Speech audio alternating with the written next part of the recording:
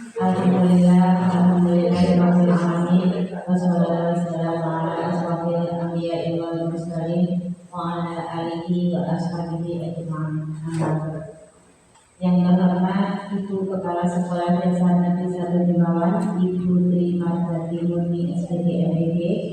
Yang terhormat Bapak Ibu peserta diseminasi yang berbahagia.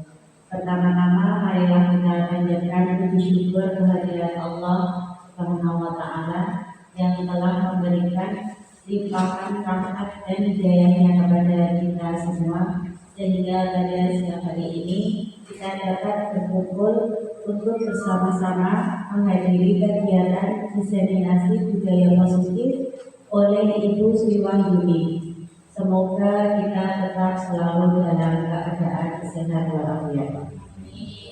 Salawat serta salam tidak lupa semoga selalu tercurahkan kepada uswatun hasanah kita, junjungan kita Nabi besar Muhammad Sallallahu Alaihi Wasallam, yang insya Allah kita nantikan syafaatnya di yaumul akhir nanti. Selamat siang Bapak Ibu semuanya. Terima kasih atas kehadiran Bapak Ibu semua dalam kegiatan diseminasi budaya positif pada siang hari ini. Di sini saya Siti Nurhayati selaku pembawa acara akan menyampaikan susunan acara pada siang hari ini. Untuk acara yang pertama yaitu pembukaan, acara yang kedua sambutan Kepala Sekolah Dasar Negeri 1 Jemawan. Acara yang ketiga pemaparan diseminasi dan penerapan budaya positif. Acara yang keempat tanya jawab dan tanggapan. Acara yang kelima adalah penutup.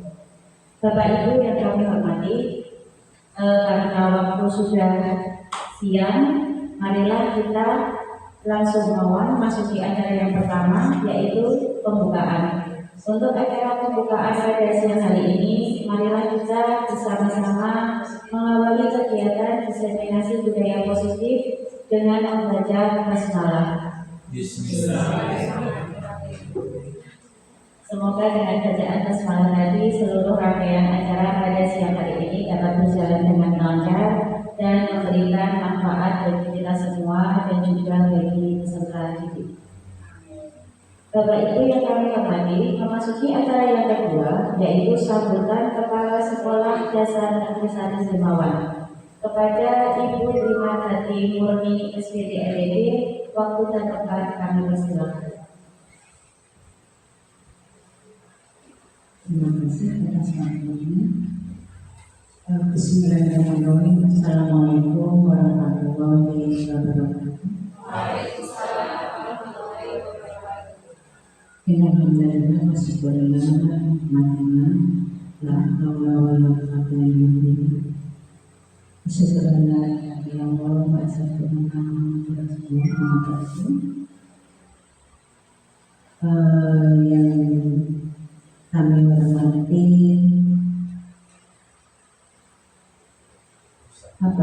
bukan peserta yang enggak pembawa yang membawakan diseminasi budaya positif, Ibu Sri Wahyuni SPD dalam grup pemberdayaan angkatan 10 dari SD 1 Jemawan. Yang kami hormati semua peserta diseminasi penerapan budaya positif.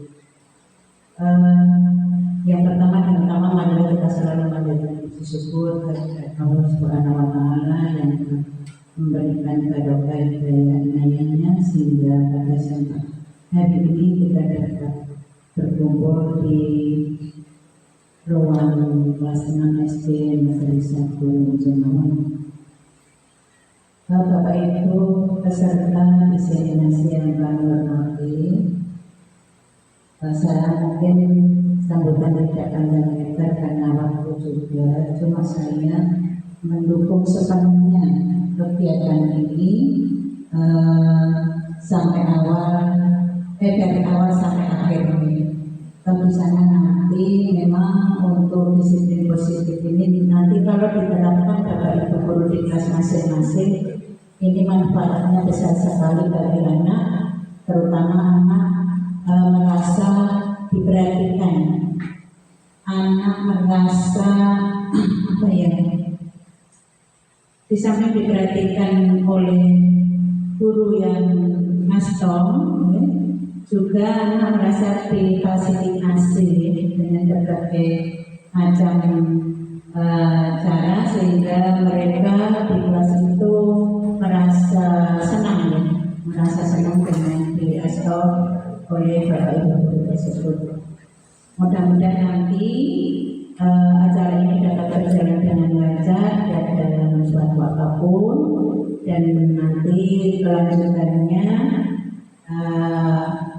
ibu pembawa acara ini nanti bisa menularkan atau menginspirasi kepada bapak ibu guru yang lain, yang semoga nanti di tahun yang akan datang bisa masuk menjadi CDP seperti buah ini, mungkin di angkatan 12 atau 13 dan sampai akhir nanti, ya, sampai guru pembela itu semua sudah terangkat istilahnya, dan nanti semuanya endingnya nanti menjadi kepala sekolah.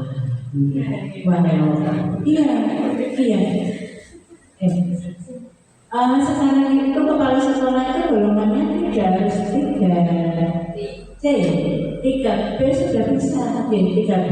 Kemarin yang saya tahu itu ketika saya di SMP itu yang pertama dari saya, Bu Ati itu, Bu kepala sekolah di Pemuda 3 itu baru 3B.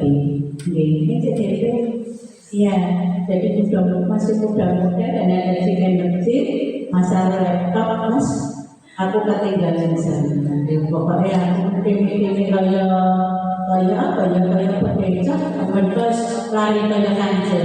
Nah, saya seperti itu membayangkan diri saya. Walaupun seperti itu, tapi yang aku juga pengalaman di Bapak Ibu, terus yang pangapunten, yang umpamanya pulau sok kretek, sok rodok suwe, ini memang kewajiban saya seperti itu. Tapi insya Allah, walaupun saya mampunya rodok suwe, tapi dengan karakter, model saya karakter, yang pangapunten saya kan dalam apa jadi muncul, yang pangapunten ingatan itu tirang. Nanti Bapak Ibu kalau kita nanti tentang satu tahu aturan itu tidak mengatakan hindi, dan orang itu cara-caranya tidak buka seksualitas. Banyak kurangnya mohon maaf dari saya. Pokoknya mendukung sepenuhnya kegiatan-kegiatan ini, semoga dari awal sampai akhir berjalan dengan lancar dan sukses di dalam suatu apapun. Akhiripun banyak kurang mohon maaf. Assalamualaikum warahmatullahi wabarakatuh. Demikian lagi sambutan dari Kepala Sekolah Dasar Negeri Bawah, Ibu Dwi Nurjani SPT LPG. Terima kasih. Memasuki acara yang ketiga, yaitu pemaparan, diseminasi, dan penerapan budaya positif. Kepada Ibu Sri Wahyuni SPT, waktu dan tempat kami persilakan.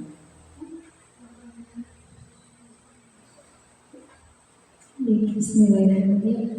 Assalamualaikum warahmatullahi wabarakatuh. Pripun kabaripun Bapak Ibu sekalian? Ya, sebelumnya saya sampaikan terima kasih sebanyak-banyaknya karena sudah meluangkan waktunya untuk mengikuti diseminasi yang dilakukan pada hari ini. Walaupun ini sudah siang, tapi Bapak Ibu guru masih sangat semangat. Terima kasih sekali Bapak Ibu. Di sini nanti saya akan sedikit memaparkan tentang apa yang sudah saya peroleh dari modul 1.4, yaitu tentang budaya positif. Jadi langsung saja Bapak Ibu masuk ke materi karena waktu ini. Nah, untuk yang pertama di sini ada gambar tangan nih Bapak Ibu. Tangan ini mengepal gitu Bapak Ibu.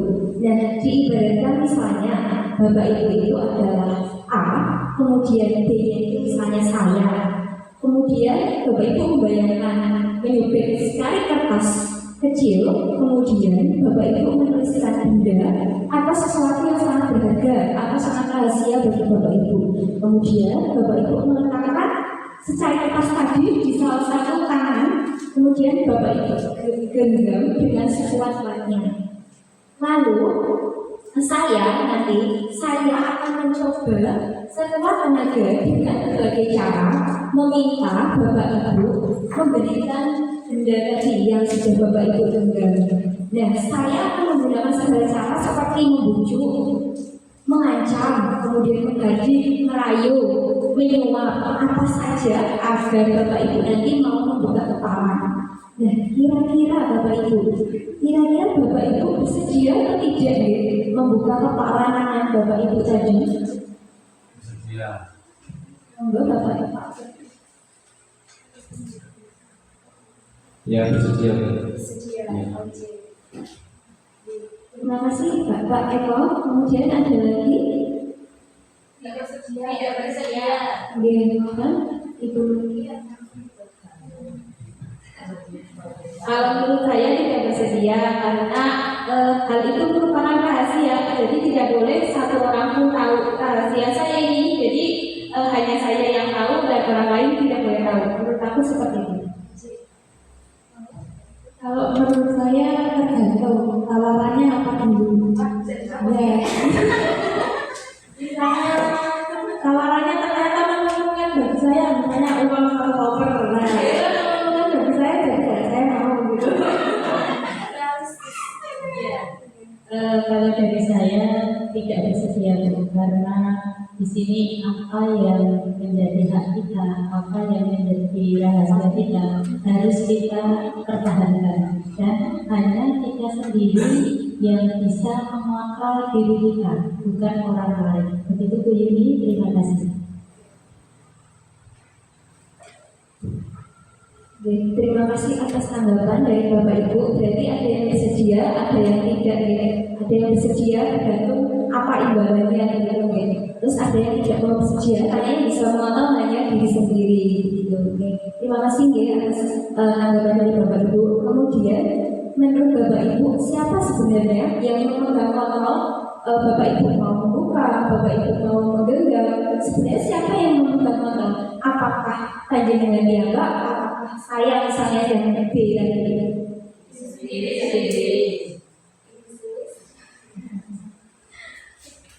Ya, yang memegang kontrol ya diri sendiri. Karena yang mau tidaknya kan kita mau membuka atau tidak. Terima kasih Ibu Sulis. Jadi yang memegang kontrol kita sendiri ya, bukan orang lain. Ya. Baik, kita lanjutkan. Nah, selama ini paradigma yang kita tahu sebenarnya ada miskonsepsi makna kontrol ya. Selama kita menjadi guru. Nah, miskonsepsi tersebut yang pertama, ilusi guru mengontrol murid. Sebenarnya betul atau tidak di Bapak Ibu? Tidak ya. Sebenarnya yang mengontrol murid itu siapa? Murid itu sendiri, betul. Tapi selama ini kita menganggapnya bahwa kita yang mengontrol perilaku murid begitu. Dan pada dasarnya kita tidak dapat memaksa murid untuk berbuat sesuatu jika murid tersebut memilih tidak melakukannya. Nah, walaupun karena ini kita sedang mengontrol perilaku murid, hal ini karena murid tersebut sedang mengizinkan dirinya dikontrol. Jadi muridnya sendiri yang mengizinkan. Dan saat itu bentuk kontrol guru menjadi kebutuhan dasar yang dipilih murid. Mungkin alasannya pengen biar guruku senang, jadi aku mau nurut sama bu guru. Nah, seakan-akan seperti itu. Padahal sebenarnya yang mengontrol muridnya sendiri.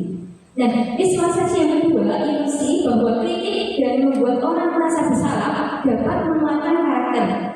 Nah, ini juga merupakan miskonsepsi Bapak Ibu. Jadi menggunakan kritik dan rasa bersalah untuk mengontrol murid menuju pada identitas gagal sebenarnya. akan belajar merasa buruk tentang diri mereka. Mereka mengembangkan dialog diri yang negatif, yang tidak baik. Jadi berpendapat, oh kita ternyata kayak ini gitu. Dan kadang-kala sulit bagi guru untuk mengidentifikasi bahwa mereka melakukan perilaku karena sering guru menggunakan suara halus, tapi pesannya bernada negatif. Kemudian miskonsepsi yang ketiga, ada ilusi bahwa semua penguatan positif itu efektif dan bermanfaat. Itu sebenarnya miskonsepsi ya. Jadi penguatan positif berupa bujukan atau bentuk-bentuk kontrol, misalnya berupa hadiah atau yang lain-lain, itu adalah segala usaha untuk mempengaruhi murid agar mengulangi suatu perilaku tertentu. Itu adalah usaha mengontrol murid, itu ilusinya. Dalam jangka waktu tertentu memang benar ya. Kemungkinan murid tersebut akan menyadarinya dan mencoba untuk menolak bujukan itu. Kalau dalam jangka lama, mungkin lama-lama akan bosan. Atau bisa jadi murid tersebut tergantung pada pendapat sang guru itu untuk berusaha. Kemudian miskonsepsi yang keempat, bahwa ilusi bahwa orang dewasa itu memiliki hak untuk memaksa. Nah, di sini banyak orang dewasa yang percaya bahwa mereka memiliki tanggung jawab untuk membuat murid-murid itu berbuat sesuatu. Apapun yang dilakukan pasti akan diterima oleh murid. Nah, selama ada sebuah pengajuan berdasarkan sebuah pengukuran kinerja. Pada saat itu, orang dewasa akan menyadari bahwa perilaku memaksa itu sebenarnya tidak efektif untuk jangka panjang. Nah, tadi adalah paradigma stimulus respon. Nah, kemudian bagaimana seorang itu bisa merubah dari paradigma stimulus respon ke pendekatan teori kontrol. Nah, menurut Stephen R. Covey, Principle Central Leadership 1991 itu menyatakan bahwa bila kita ingin membuat kemajuan, perlahan sedikit-sedikit ubahlah sikap atau perilaku kita dulu. Namun, bila kita ingin memperbaiki cara-cara utama kita, maka kita perlu mengubah kerangka acuan kita. Nah, pada stimulus respon ini, seolah orang lain itu bisa mengontrol kita. Padahal sebenarnya menurut teori kontrol, itu kita sendiri yang bisa mengontrol diri kita sendiri dan bukan orang lain. Dan di sini ada dua tabel yang membandingkan antara stimulus respon dan teori kontrol. Dalam stimulus respon itu, bahwa kita beranggapan bahwa kita itu bisa mengubah orang, semua orang itu sesuai dengan pandangan kita saja. Tapi menurut teori kontrol, kita itu berusaha memahami pandangan orang lain yang berbeda-beda tentunya, tidak sama. Kemudian menurut teori stimulus respon, perilaku buruk itu dilihat sebagai suatu kesalahan. Kalau teori kontrol, perilaku itu dipandang pasti memiliki suatu tujuan. Misalnya seorang murid melakukan kesalahan datang terlambat, pasti ada ininya, alasannya kenapa kok bisa datang terlambat. Jadi bukan selalu tentang kesalahan. Selanjutnya, stimulus responnya saja itu orang lain itu bisa mengontrol saya. Tapi menurut teori kontrol hanya kita sendiri yang bisa mengontrol diri kita. Kemudian stimulus respon yang selanjutnya yaitu pemaksaan ada pada saat bujukan gagal. Kalau menurut teori kontrol, kolaborasi dan konsensus menciptakan pilihan. Di sini sebenarnya apa makna kata disiplin? Apa Bapak Ibu kira-kira makna kata disiplin itu? Patuh, tertib, peraturan. Peraturan. Ya. Nah, disiplin dan hukuman apakah artinya sama atau berbeda Bapak Ibu? Berbeda. Jadi kita bahas yang pertama yaitu tentang disiplin positif. Nah, dalam budaya kita, makna kata disiplin itu berubah menjadi sesuatu yang dilakukan seseorang itu karena kepatuhan. Kita cenderung menghubungkan kata disiplin itu dengan ketidaknyamanan. Dan makna disiplin positif itu sebenarnya adalah pendekatan disiplin diri yang memampukan seseorang untuk mengontrol perilakunya dalam kesadaran dan bertanggung jawab atas tindakannya sebagai wujud menghormati diri sendiri dan orang lain. Nah, sebagai pendidik, tujuan kita adalah menuntun murid untuk memiliki disiplin diri, sehingga mereka bisa berperilaku yang mengacu pada nilai-nilai kebajikan universal dan memiliki motivasi intrinsik bukan ekstrinsik. Nah, menurut Jeremy Gossen dalam bukunya Retracturing Disiplin 2001 menyatakan bahwa disiplin itu asalnya dari bahasa Latin yaitu disiplina, yang artinya adalah belajar. Nah, kemudian juga berasal dari akar kata yang sama dengan disiple atau murid atau pengikut.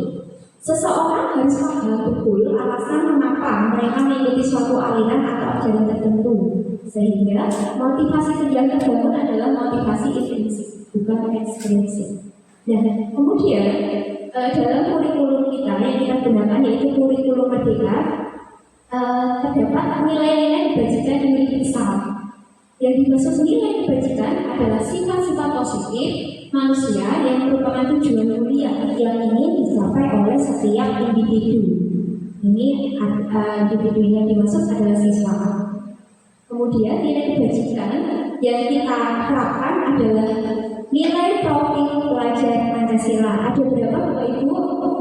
Nah, ada beriman, bertakwa kepada Tuhan Yang Maha Esa, berakhlak mulia, mandiri, bernalar kritis, berkebinekaan global, bergotong royong dan kreatif.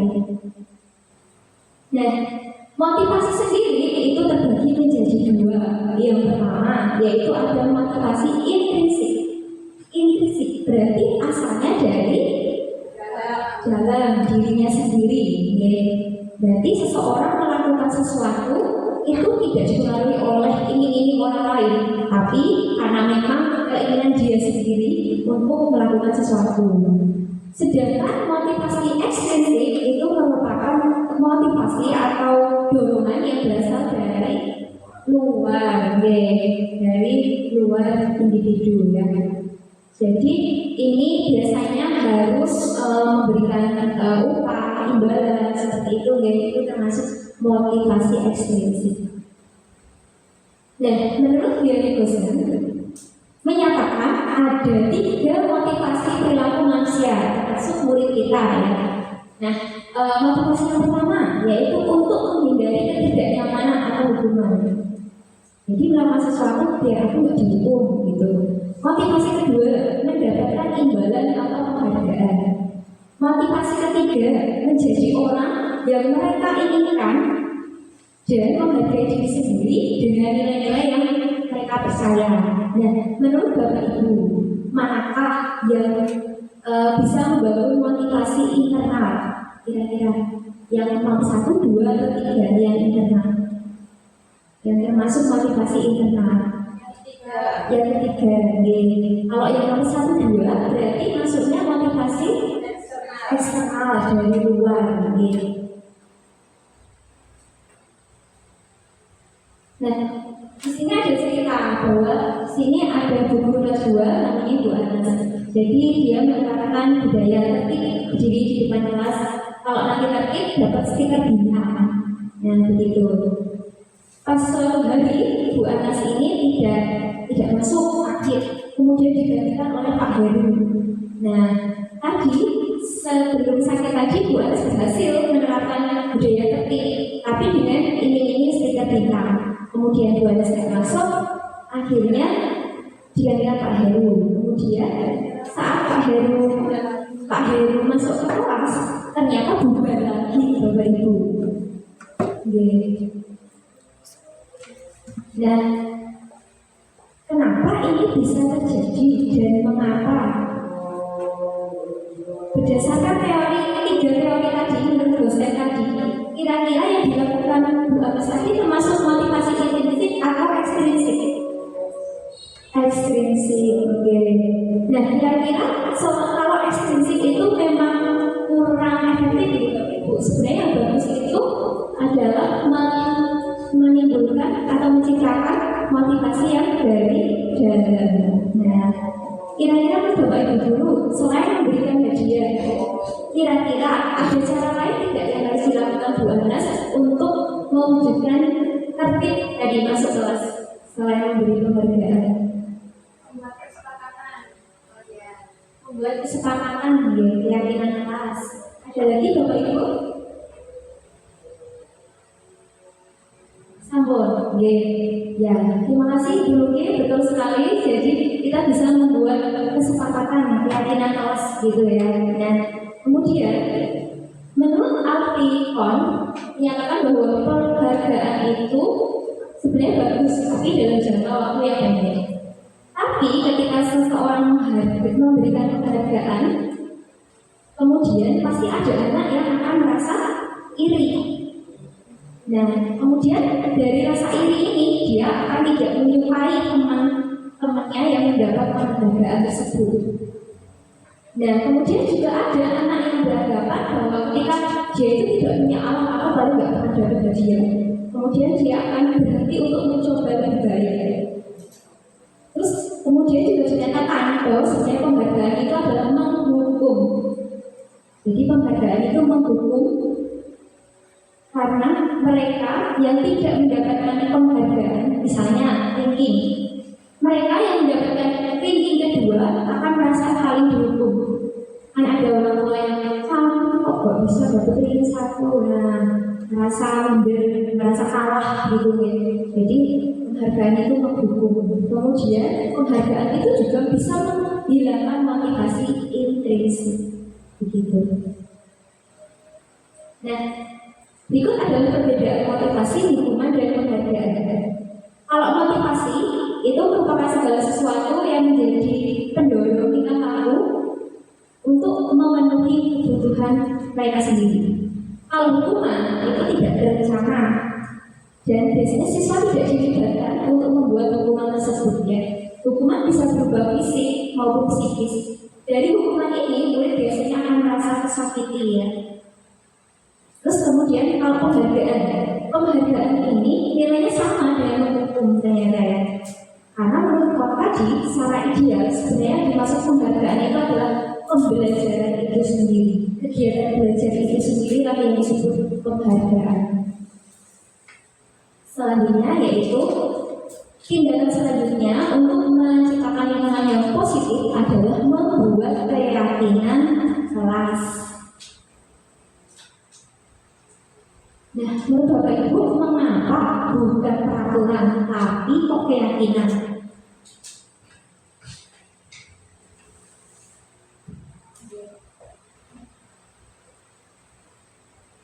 Kalau keyakinan itu dibuatnya oleh siapa Bapak Ibu?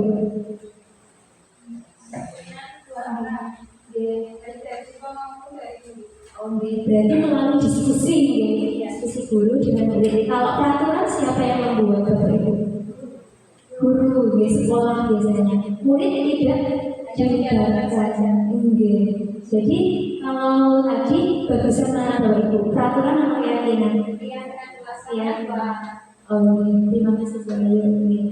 Kemudian yang dimaksud keyakinan sendiri, keyakinan kelas itu bisa menumbuhkan motivasi intrinsik karena tadi membuatnya tadi melalui sebuah diskusi dengan guru maupun siswa.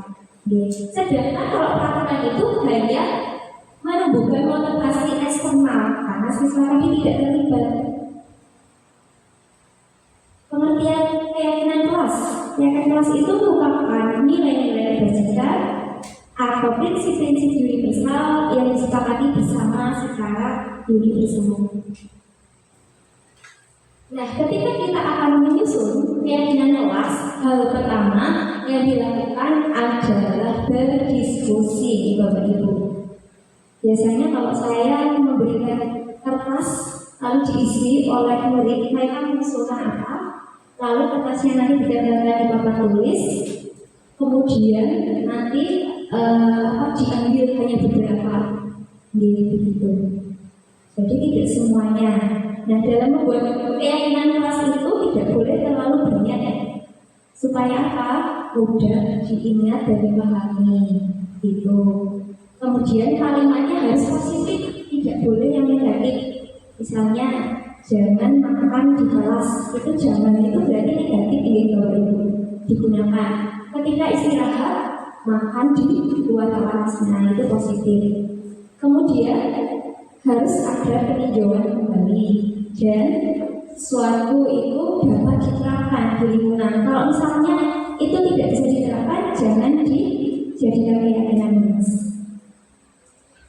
Selanjutnya, langkah-langkah praktis membuat keyakinan kelas. Satu tadi, memberikan kesempatan untuk murid menyampaikan masukannya, jadi murid dilibatkan. Yang kedua, setelah mereka menyampaikan masukannya, dicatat. Guru tugasnya mencatat. Kemudian kalau ada kalimat yang negatif, dirubah dulu ke kalimat yang positif. Selanjutnya, murid diajar untuk menentukan nilai kebajikan dari keyakinan kelas tadi. Selanjutnya, guru harus meninjau kembali bukti-bukti keyakinan kelas tadi, apakah bisa dilaksanakan di lingkungan kelasnya atau tidak. Yang selanjutnya, membuat pernyataan keyakinan dan ditandatangani oleh seluruh siswa beserta wali kelas. Kemudian dipajang supaya murid selalu ingat. Nah, berikut ini contoh keyakinan kelas. Yang pertama, selalu kembalikan buku ke tempatnya. Berarti nilai kebajikan yang ingin diterapkan adalah nilai tanggung jawab. Kemudian misalnya ini dilarang mengganggu orang lain. Berarti nilai kebajikan yang ingin diterapkan adalah menghormati orang lain. Haji di sekolah 15 menit sebelum pembelajaran dimulai. Nilai kebajikannya adalah menghormati orang lain dan berkomitmen. Selanjutnya, dilarang melakukan kekerasan. Jadi nilai kebajikannya adalah keselamatan, menghormati orang lain. Lalu, dilarang menggunakan narkoba. Jadi nilai kebajikannya adalah kesehatan. Selanjutnya, bergantian atau menunggu giliran. Nilai kebajikan yang diterapkan adalah menghormati orang lain, bersabar, menggunakan masker. Nilai kebajikan kesehatan, keselamatan. Jangan berlari di kelas atau koridor. Nilai kebajikan yang diterapkan adalah keselamatan, keamanan. Nah, ini adalah salah satu praktek yang saya laksanakan dalam membuat keyakinan kelas di semester 1 tahun pelajaran 2023-2024. Dan Bapak Ibu, untuk materi selanjutnya yaitu mengenai kebutuhan dasar manusia, masuk murid kita ya. Nah, ini untuk memahami kebutuhan murid kita. Jadi kita perlu mempelajari ini untuk menciptakan budaya disiplin positif. Nanti dari situ kita bisa lebih memahami dan menyesuaikan pembelajaran yang akan kita laksanakan gitu. Dan 5 kebutuhan dasar manusia yang pertama yaitu pasti kebutuhan bertahan hidup atau survival. Kebutuhan yang kedua, cinta dan kasih sayang, love and belonging. Yang ketiga, kebebasan atau freedom dan menjaga kesenangan atau fun. Dan yang kelima adalah kekuasaan atau power. Nah, kita bahas dulu mengenai kebutuhan bertahan hidup. Yang dimaksud kebutuhan bertahan hidup atau survival ini adalah kebutuhan yang bersifatnya adalah fisiologis. Untuk bertahan hidup misalnya kita perlu kesehatan, rumah, makanan, seperti itu. Kemudian termasuk juga kebutuhan biologis sebagai bagian dari proses reproduksi, termasuk kebutuhan untuk bertahan hidup. Lanjut, kebutuhan yang kedua yaitu kebutuhan kasih sayang dan rasa diterima. Nah, kebutuhan ini adalah kebutuhan psikologis ya.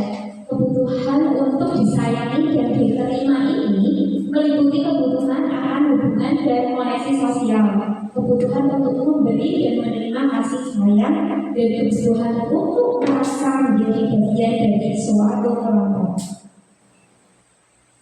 Kebutuhan manusia yang ketiga yaitu kekuasaan. Ini merupakan kebutuhan pengakuan atas kemampuannya. Jadi murid kita ini juga mempunyai kebutuhan diakui. Aku iso ini, aku iso itu, aku pintar ini, aku pintar itu.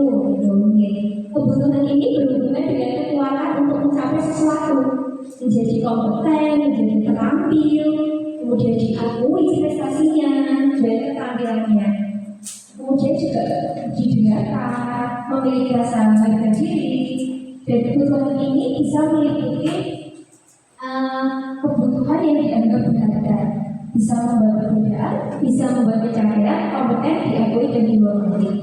Kebutuhan yang selanjutnya yaitu kebebasan atau kebutuhan akan pilihan. Kebutuhan untuk bebas itu merupakan kebutuhan akan kemandirian, otonomi, memiliki pilihan, dan mampu mengendalikan arah hidup seseorang. Anak-anak dengan kebutuhan kebebasan yang tinggi, mereka menginginkan pembelajaran yang ada variasi atau pilihan. Jadi ada yang suka bergerak, ada yang suka mungkin bernyanyi, ada yang suka menulis, menggambar, mendengarkan, gitu. Jadi ada pilihan-pilihan memberikan tugas. Jadi selanjutnya kebutuhan yang kelima yaitu kesenangan. Kebutuhan untuk merasa senang. Nah, kebutuhan akan kesenangan ini adalah dibuat untuk mencari kesenangan. Contohnya dengan bermain, dengan tertawa. Nah, bayangkan jika orang tidak mempunyai hidup tanpa kenikmatan, pasti akan sedih ya.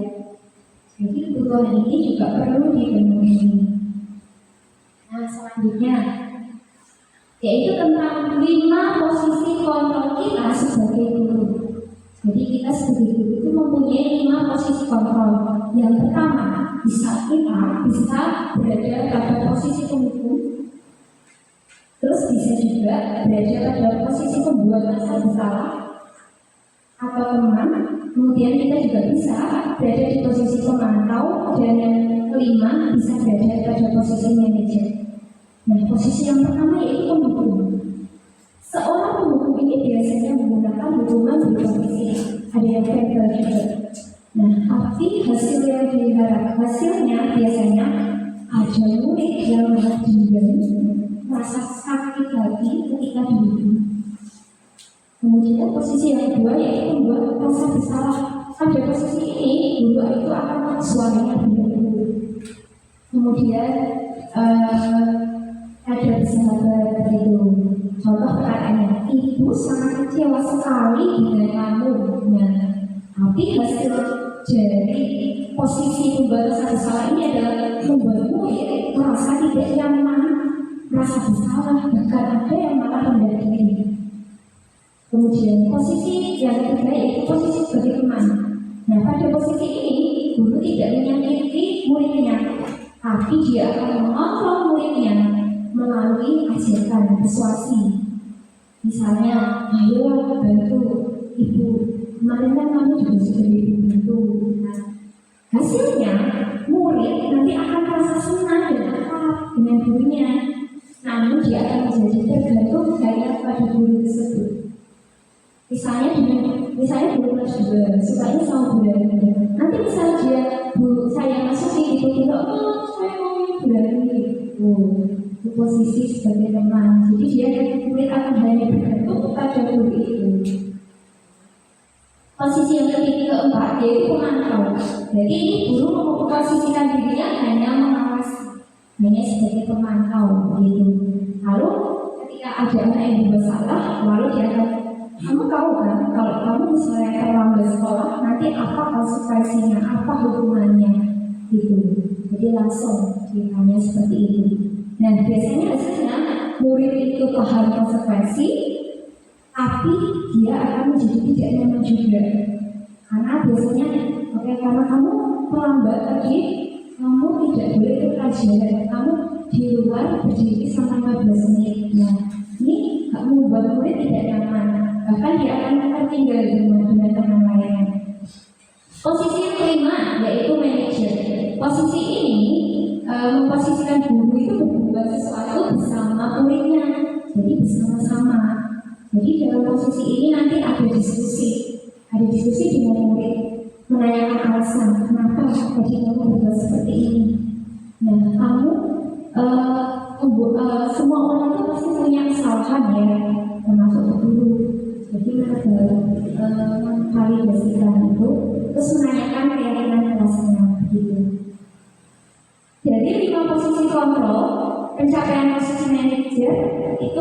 merupakan posisi yang paling baik yang bisa diterapkan untuk menciptakan budaya disiplin positif.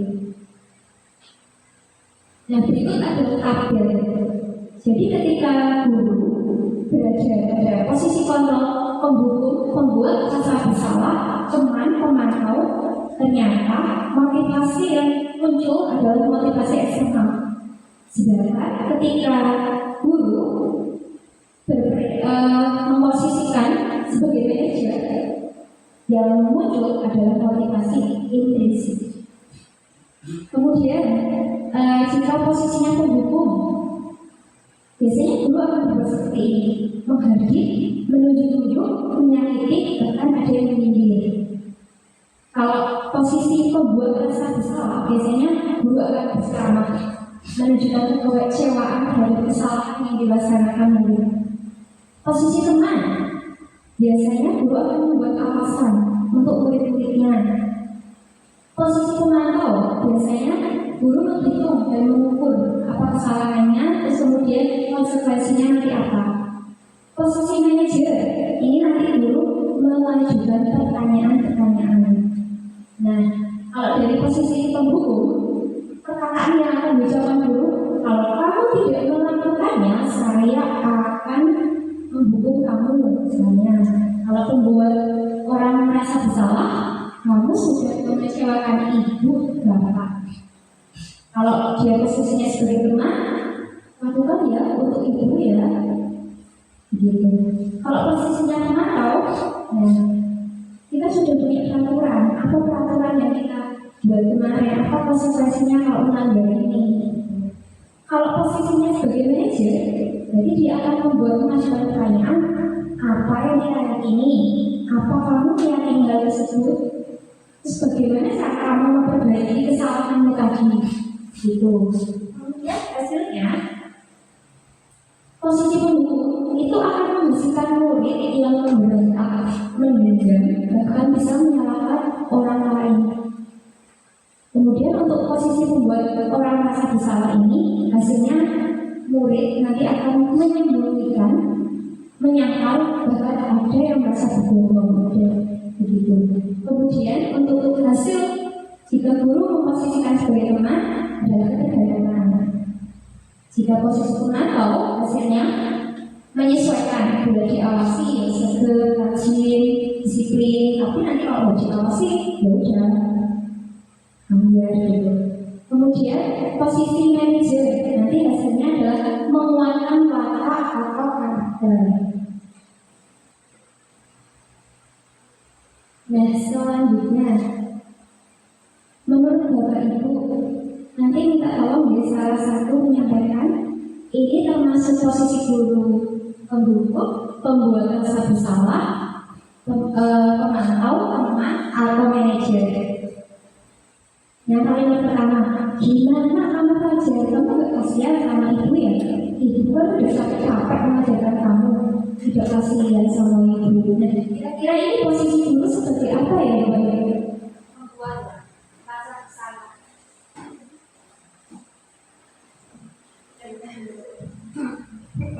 Kalau menurut saya, membuat rasa bersalah karena ada kata-kata kamu gak kasihan sama ibu, seperti itu. Terima kasih. Terima kasih Bu Ayu. Ini merupakan kata-kata bagi guru yang dipastikan sebagai membuat rasa bersalah. Kalau perkataan kedua, apa peraturan yang berlaku di kelas kita?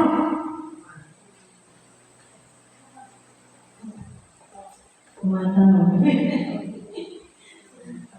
Oke, berarti sekali Bu Dani dengan pemantau. Perkataan ketiga, ayolah tugasnya dikerjakan. Nanti ibu sudah tunggu bapak kepala sekolah. Kalau kalian tidak dikerjakan tugas, selalu bantu ibu ya.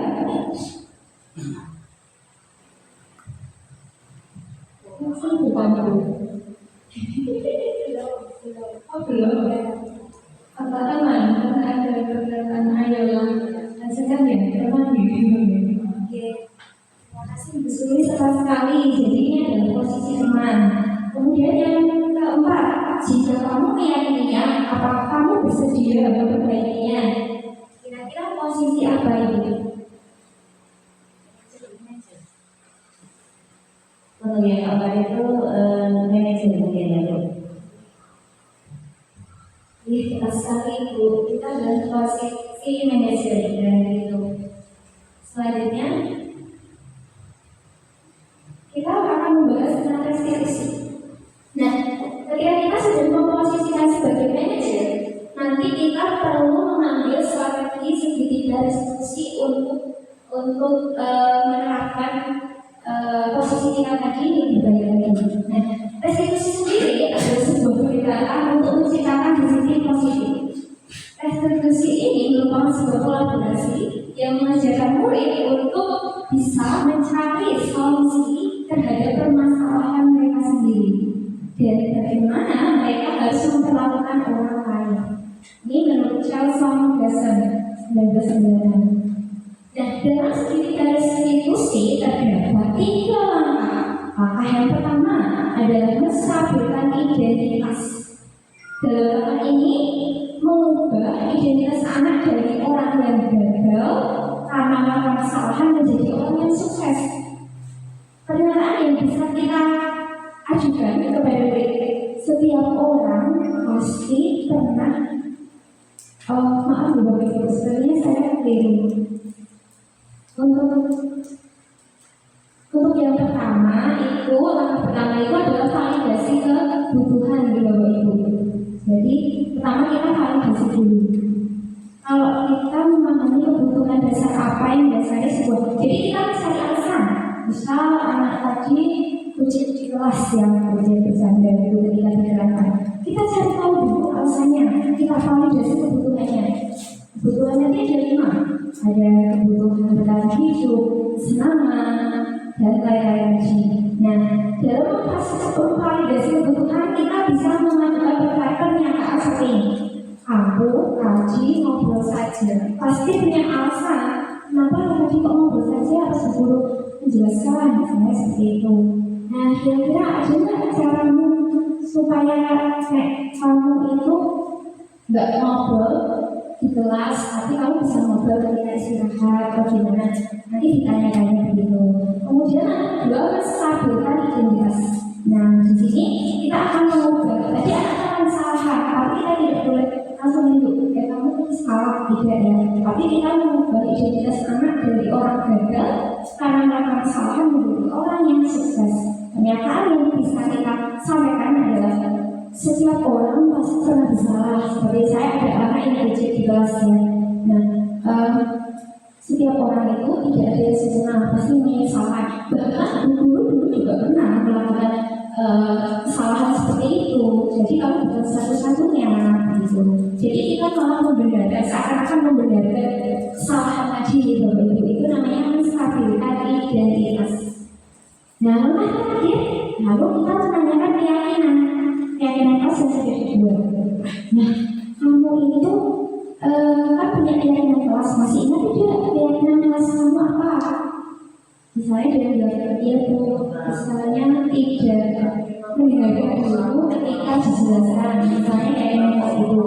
Nah, berarti apa kamu melanggar tadi? Misalnya iya. Nah, bagaimana caramu kira-kira untuk menyelesaikan masalah tadi gitu. Solusi apa yang nanti harus kamu lakukan gitu untuk memperbaiki tindakan tadi misalnya. Misalnya dia jawab, saya akan minta maaf ibu dulu. Kemudian yang kedua, saya akan tidak mengulangi. Jawabannya adalah seperti itu. Kemudian penjelasan mengenai menstabilkan identitas. Nah, bagian dasar dari segitiga restitusi tadi tujuannya untuk mengubah identitas anak dari yang gagal menjadi sukses. Anak yang melanggar peraturan itu karena sudah mencari perhatian dari kita biasanya. Nah, ini merupakan identitas gagalnya anak. Nah, nanti dia itu mencoba untuk memenuhi kebutuhan dasar tadi ya. Sebenarnya mereka melakukan kesalahan itu untuk memenuhi kebutuhannya tadi Ibu. Jadi mereka punya alasan gitu. Nah, kalau kita ingin menjadi redaktif, maka seharusnya kita meyakinkan si anak dengan cara memberikan pertanyaan seperti ini misalnya. berbuat salah itu tidak apa-apa, yang manusia itu tidak ada yang sempurna. Ibu pun juga pernah melawan kesalahan, tapi kita bisa kok menyelesaikan masalah ini bersama, misalnya seperti itu. Kemudian yang kedua yaitu validasi tindakannya salah. Nah, setiap tindakan yang kita lakukan itu pasti punya tujuan. Tujuannya pasti memenuhi kebutuhan dasar. Kebutuhan dasar itu akan menjadi sebuah tindakan. Nah, kemudian menurut teori kontrol, tindakan manusia itu ada yang baik, ada yang buruk. Itu semuanya mempunyai tujuan. Jadi yang buruk pun juga mempunyai tujuan. Nah, kita mungkin tidak suka seorang anak itu terus misalnya menangis, ingin dapat kebutuhan perhatian, kasih sayang dari kita.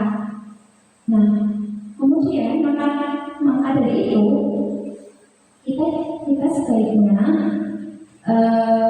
tidak mengabaikan kebutuhan anak tersebut, tapi memperhatikannya. Nanti bisa dengan cara mengajukan pertanyaan-pertanyaan seperti misal, padahal kamu bisa melakukan yang lebih buruk dari ini ya, misal tukaran berantem sama temannya, terus misal bukan jajan, terus yang jemput tadi marah misalnya sendiri, terus kita bisa padahal kamu nanti bisa melakukan lebih buruk, nggak hanya menendang gitu. Itu bentuk validasinya. Tapi pasti kamu punya alasan kenapa kamu kok bisa menendang tadi gitu misalnya. Nah, maksudnya di sini dia tidak melakukan ini. Pertanyaan ini sebenarnya untuk memancing siswa supaya bisa lebih jujur kepada kita dan kita bisa memahami apa kebutuhannya. Kemudian kita juga bisa menyampaikan, kamu itu patut bangga pada cincin ini, karena kamu telah melindungi apa yang penting bagi kamu, gitu. Atau kamu boleh mempertahankan sikap itu, tapi kamu harus menambahkan sikap yang baru. Nah, kemudian langkah terakhir yaitu menanyakan keyakinan. Nah, teori kontrol tadi menyatakan bahwa keyakinan kelas ini dapat menumbuhkan motivasi diri siswa. Nah, kemudian pertanyaan-pertanyaan yang bisa diajukan ke murid adalah apa yang kamu percaya atau kita percaya sebagai kelas, sebagai keluarga. Terus nilai umum apa yang sudah kita sepakati, kemudian bayangan kita tentang rasa ideal itu seperti apa, kemudian kamu itu mau jadi seperti apa nantinya, begitu. Itu langkah menanyakan keyakinan. Nah, berikut ini contoh praktek segitiga restitusi yang sudah saya laksanakan Bapak Ibu dengan kasus anak ini sering membolos sekolah.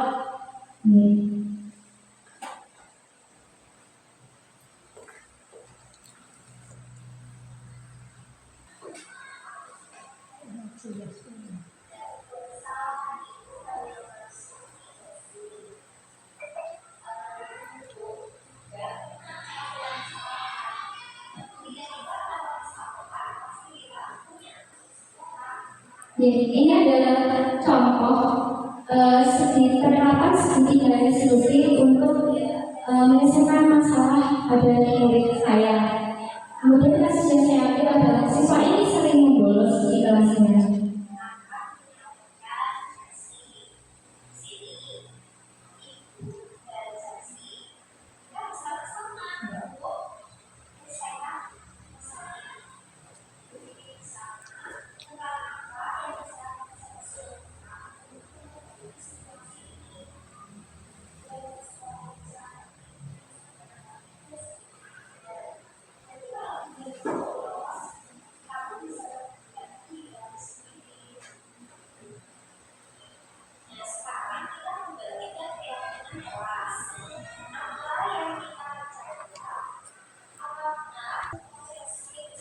Nah, ini merupakan salah satu contoh penerapan segitiga restitusi yang sudah saya laksanakan Bapak Ibu.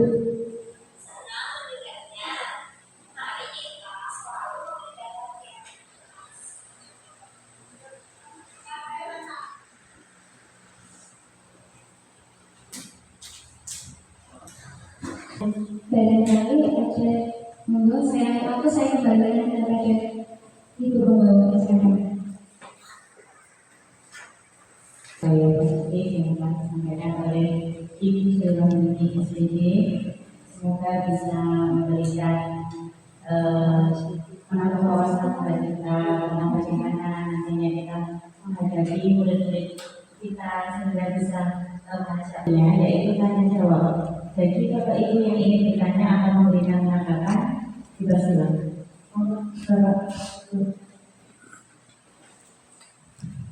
Ya, Assalamualaikum warahmatullahi wabarakatuh.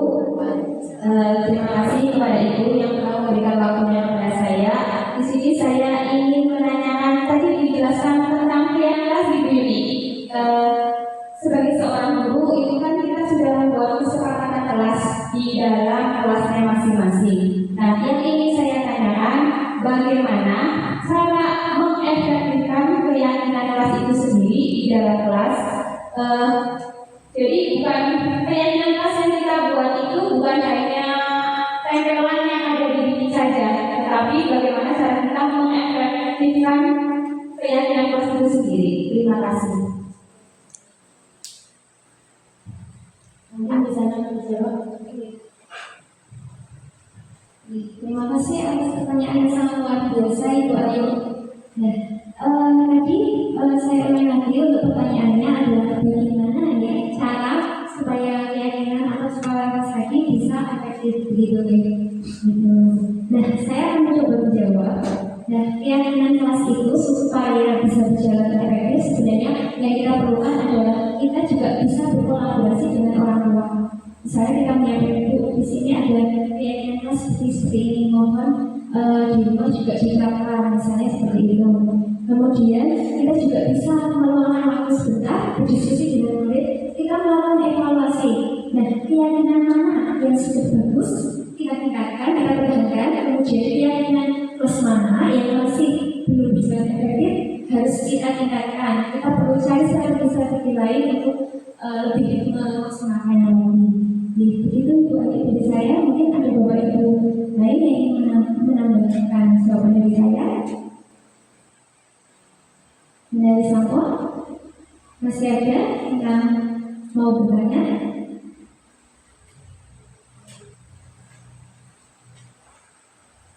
Ya, terima kasih untuk waktunya. Izin bertanya nih Bu, saya tertarik dengan materi segitiga restitusi.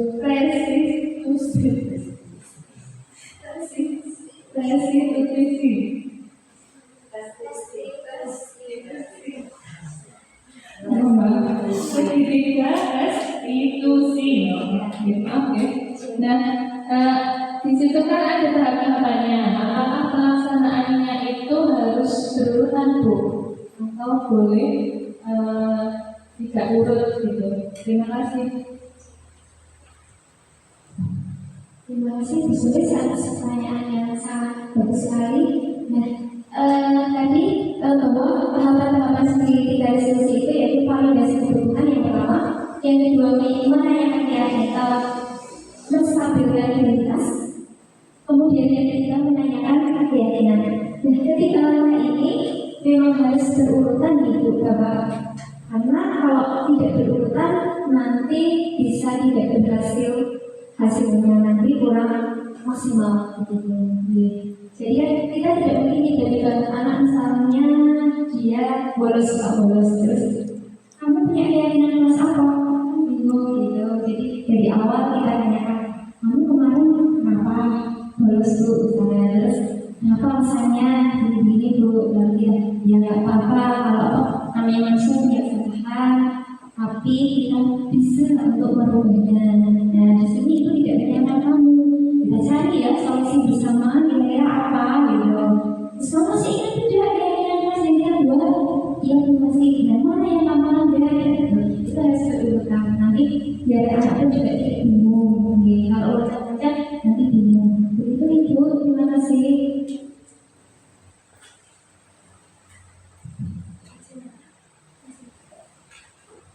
Apakah masih ada pertanyaan lagi Bapak Ibu?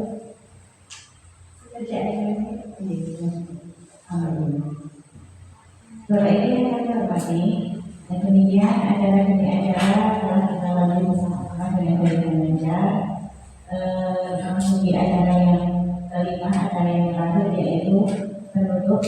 Sebelum kita akhiri acara ini, sebagai ucapan syukur atas suksesnya terselenggaranya acara ini, marilah kita bersama-sama mengucapkan hamdalah. Akhirnya saya sebagai pembawa acara mohon maaf yang sebesar-besarnya apabila ada salah sikap maupun tutur kata yang kurang berkenan di hati Bapak Ibu semuanya. Terima kasih atas segala perhatian dan semoga dari acara ini kita semua bisa mendapatkan hal-hal yang positif dan kita bisa mendapatkan juga berkah dan rahmat dari Allah Subhanahu wa Ta'ala. Cukup sekian dari saya. Akhir kata, wassalamualaikum warahmatullahi wabarakatuh.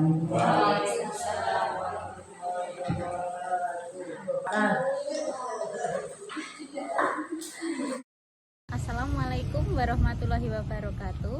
Saya Sumiati dari SD Negeri 2 Meranggen, calon guru penggerak angkatan 10. Pemaparan desiminasi dari Ibu Sri Wahyuni, SD Negeri 1 Jemawan, calon guru penggerak angkatan 10, sudah sangat bagus sekali. Isiannya, materinya sangat menginspirasi saya dan memotivasi saya untuk melakukan disiplin positif. Apa yang dipaparkan Ibu Sri Wahyuni akan saya terapkan di kelas saya, terutama dalam keyakinan kelas. Sukses selalu Bu Yuni, terima kasih.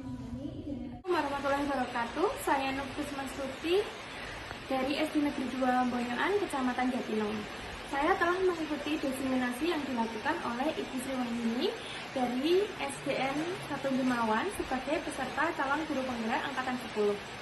Desiminasi yang disampaikan Ibu Sri Wahyuni sangat bagus, sangat menginspirasi. Bagi sekolah saya nanti akan saya terapkan berbagai budaya positif untuk membangun karakter-karakter dari baik guru maupun peserta didik di sekolah saya. Saya juga akan menerapkan segitiga restitusi dalam menyelesaikan masalah yang dilakukan oleh guru-guru, yang dilakukan oleh murid, guru, dan lain sebagainya. Saya juga akan menerapkan segitiga restitusi dalam menyelesaikan masalah yang terjadi pada murid-murid saya. Terima kasih, Ibu Sri Wahyuni. Wassalamualaikum warahmatullahi wabarakatuh.